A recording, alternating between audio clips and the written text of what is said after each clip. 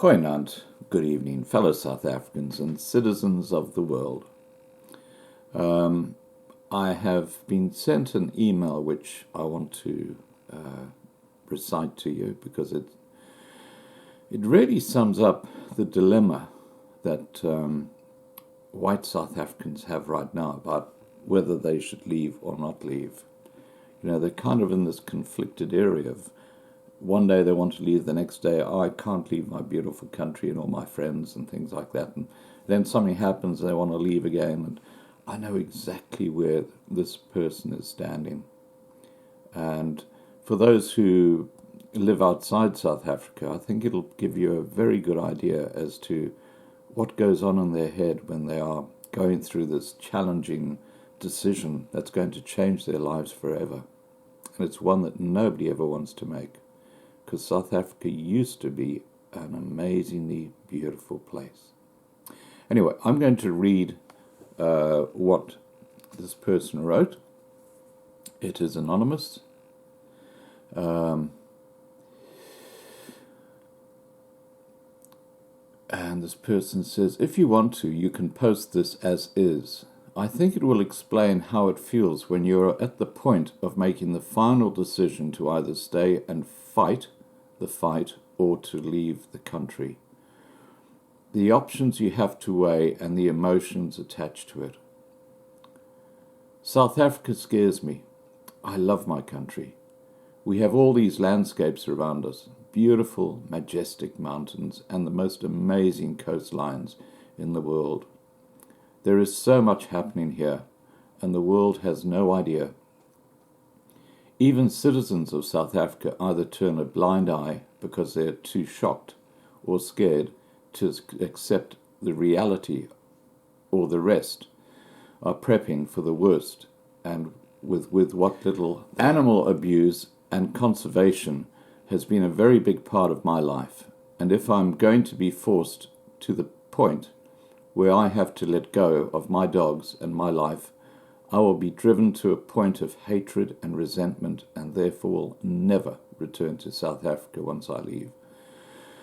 I get dealt the forgiveness card a lot, and yes, I will forgive, but to forget is another story.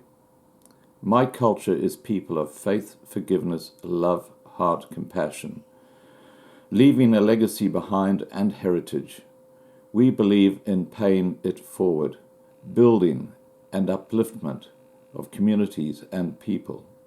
This is not doable in South Africa. With the mentality that the politicians have engraved and brainwashed citizens in, the entitlement mode, they are now not teachable, but want everything for free. It is as if they don't even try to better themselves because it's all for free. The citizens that actually do want to move forward are either being threatened by political parties or empty promises are on the table. They've done this for the best part of 25 years, but the empty promises are just getting better and better and more empty. When a black party voter starts asking questions when the blame is shifted to us, the minority. Hanging in limbo in South Africa. If I have to give up everything that I have ever loved in this country to go abroad, I would need to close the door. My race are builders, not plunderers. I was brought up to build and to move forward. Take what you have, doesn't matter how much or how little you have, and create something from nothing. My love for people outweighs all politics, but when a child of 3 is gang raped by 6 adults, when a dog is hung alive from a tree and scalped, when the elderly, 50 years to 90 years plus, are being gang raped and hacked to death before their eyes are removed and their bodies burnt with irons, and these are not the worst case. This to me is not people doing this.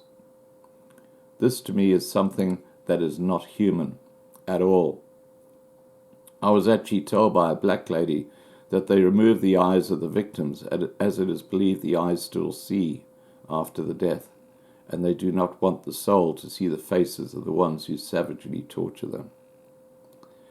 It sounds easy enough, pack up and go, but then you find the anthem on YouTube and you remember the words.